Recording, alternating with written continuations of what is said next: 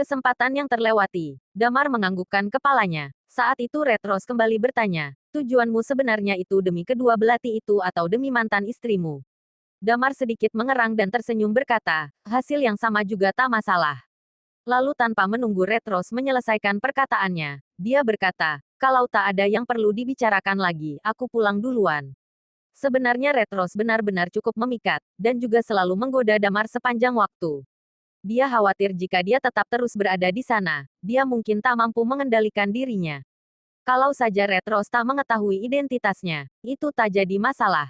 Tetapi sekarang Red Rose sudah mengetahui identitasnya dengan jelas, walaupun mereka berdua saling bekerja sama. Tetapi terhadap orang dari Red Lotus, Damar masih sepenuhnya tak bisa mempercayainya 100%. Master Ghost tahu apakah Red Rose benar atau tidaknya ingin bekerja sama, tetapi itu sebenarnya membunuh dirinya sendiri. Ditakutkan jika tak mampu menahan godaan dan pada akhirnya mati di ranjang, mungkin saat sekarat akan berkata, bagian bawah yang beracun. Tidakkah itu akan membuat kita kehilangan banyak darah? Lalu tanpa menunggu Red Rose berkata lagi, dia segera membalikkan badannya dan pergi. Red Rose melihat ke arah bayangan tubuh Damar, menyeringai berkata, menantang, aku menjadi antusias dibuatnya. Dia pun kembali menjilati bibir merah seksinya lagi. Setelah pergi meninggalkan beberapa jarak, Damar mengerutkan dahinya. Dia tak pernah berpikir ternyata kedua belatinya berada di rumah Sisi. Dalam kurun waktu 3 tahun, dia benar-benar tak menyadarinya. Ketika awal ayah Sisi tiba-tiba meninggal, Damar sama sekali tak berani menyentuh sama sekali barang-barang yang ada di rumah itu. Dia merenung dan berkata, ini seperti menyelamatkan kalian lagi. Saat itu ayah Sisi menyelamatkan nyawaku, kali ini, semuanya harus benar-benar berakhir.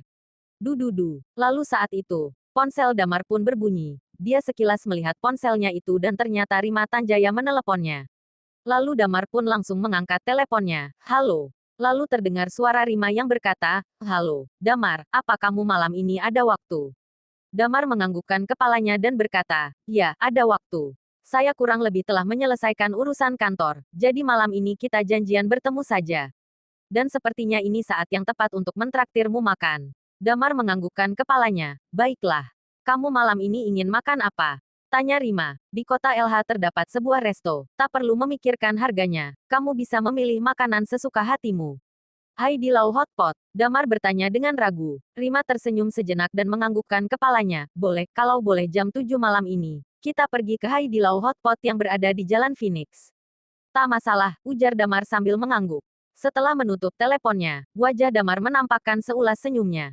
Terhadap sesosok ibu seperti Rima, kesan Damar terhadapnya cukup baik. Lalu dia melihat waktu baru menunjukkan pukul 3 sore. Masih ada waktu sekitar 4 jam lagi. Setelah menghabiskan rotinya, lalu dia menepuk-nepuk tangannya dan pergi menuju warnet yang ada di sebelah. Dia terus bermain game di warnet itu sampai pukul setengah 7. Setelah itu dia bersiap untuk pergi dan meninggalkan warnet itu.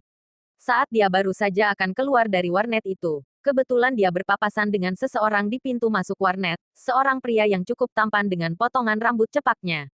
Dia sambil memainkan ponselnya juga sambil memasuki warnet itu. Saat Damar melewati pria itu, dia sedikit terheran dan menengok untuk melihatnya beberapa kali.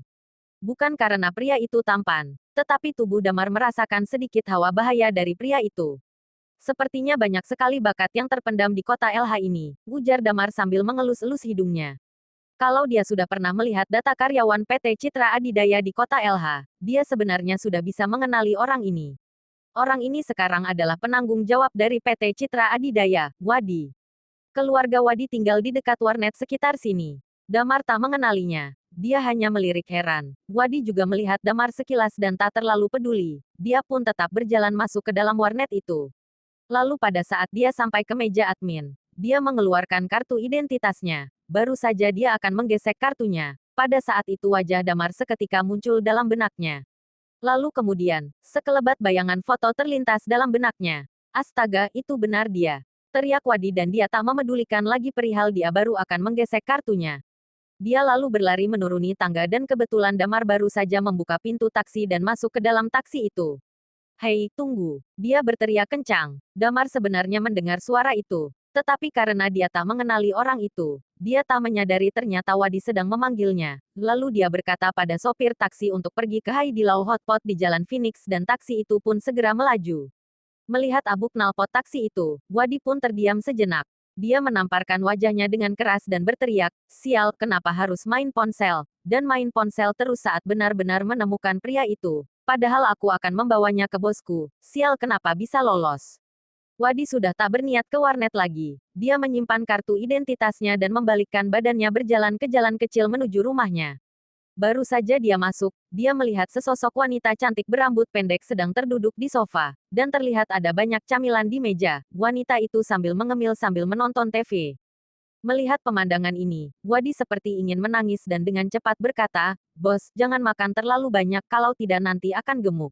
Aku selalu mengemil seperti ini selama 3 tahun. Apa aku terlihat gemuk?" Ujar wanita itu dengan datar dan menatap ke arahnya. Wajah Wadi terlihat sangat miris. Ya, wanita itu memang tak menjadi gemuk, tetapi dia makan seperti ini membuatnya seperti menjadi anjing yang miskin dan malang. "Bukannya kamu pergi ke warnet?" tanya wanita itu. Lalu Wadi pun meresponsnya dan dengan cepat berkata, "Bos, aku bertemu dengan orang itu." Saat wanita itu memasukkan cemilannya ke dalam mulutnya, baru saja mengunyahnya 2 kali, tatapannya seketika berbinar, orang dari Red Lotus. "Bukan. Tetapi pria yang ada dalam foto itu, yang kamu bersandar di punggungnya itu. Barusan aku tak sengaja bertemu dengannya saat di depan pintu masuk warnet," ujar Wadi dengan cepat. "Apa?" Wanita itu langsung berdiri dan berkata, "Pria itu sudah kabur naik taksi. Saat tak sengaja aku bertemu dengannya, aku sedang sibuk dengan ponselku. Rambutnya dia juga sudah gondrong, jadi aku tak memedulikannya. Lalu ketika aku baru menyadarinya dan mencarinya, dia sudah kabur." Wajah wanita itu perlahan-lahan memucat. Tetapi dia langsung berdiri dengan semangat. Matanya memerah dan dia berkata, "Aku tahu, kamu tak mungkin mati. Kamu tak mungkin mati." Damar benar-benar tak mengetahuinya. Dia ternyata telah melewatkan kesempatan untuk bertemu dengan wanita yang selama ini dicarinya. Dia sedang duduk di dalam taksi yang mengarahkannya ke pintu gerbang Haidilau Hotpot. Dari depan saja sudah terlihat banyak pengunjung yang sudah ramai di sana. Pada saat dia sampai, dia melihat ada seorang wanita berambut pendek dengan mengenakan pakaian seperti anak remaja dan dia sedang berdiri di dekat ambang pintu masuk. Ya, dia adalah anak dari Rima Tanjaya, Lisa Tanjaya. Saat dia melihat Damar, wajahnya menampakkan senyum cerah di wajahnya. Lalu dia dengan cepat menghampiri Damar, "Kamu akhirnya datang." Ini adalah kali pertamanya Damar berbicara dengannya. Sebelumnya dia selalu berada di samping ibunya. Dia tak pernah membuka mulutnya untuk berbicara apapun dengan Damar. Kalau dilihat-lihat, dia sepertinya sedikit takut dengan ibunya. "Ya, tapi aku jadi tak enak," ujar Damar sambil mengusap-usap hidungnya. Lisa pun langsung tersenyum mendengarnya yang memperlihatkan kedua lesung pipinya. "Ayo masuk dulu, ibuku sudah dalam perjalanan menuju ke sini. Maklum agak sedikit macet." Damar pun menganggukkan kepalanya. Sesaat mereka sampai di dalam, awalnya mereka ingin memesan sebuah tempat yang agak kecil, tetapi ternyata semua tempat sudah penuh, dan hanya tersisa tempat makan yang besar. Setelah mereka duduk, Lisa pun mengajak ngobrol, "Maaf ya, seharusnya kami lebih awal untuk mentraktirmu makan. Tapi sepertinya perusahaan ibuku sedang ada beberapa masalah, dan langsung disibukkan dengan hal itu setelah dia kembali." Damar pun mengangguk, "Tak apa kamu masih bersekolah? Belajar menggambar?" Lisa mengangguk sambil tersenyum. "Ya, di LH Academy of Art. Sekarang sedang berada di tingkat 2. "Wah, di LH Academy of Art ya, katanya di sana ada banyak wanita cantik," ujar Damar sambil tersenyum. Tetapi Damar sedikit menyesal sesaat setelah mengucapkan itu. Walau begitu Lisa dengan jujur menjawab, "Banyak sekali wanita cantik di sekolah, aku akan bantu kalau kamu mau mencarinya." Bukannya ini Lisa si wanita cantik itu? Di saat itu terdengar suara yang tak jauh dari tempat mereka. Saat Lisa menoleh ke orang tersebut, ekspresinya perlahan berubah dan tatapan terlihat seperti ada rasa muak dan takut. Damar pun segera menoleh ke sumber suara itu, dan ekspresinya pun perlahan mulai berubah. Ternyata orang yang tadi bicara itu adalah Hans Ardiansyah. Hans pun menyadari keberadaan Damar, aura wajahnya menggelap dan berkata, "Mengapa di mana-mana selalu ada kamu?" Bersambung.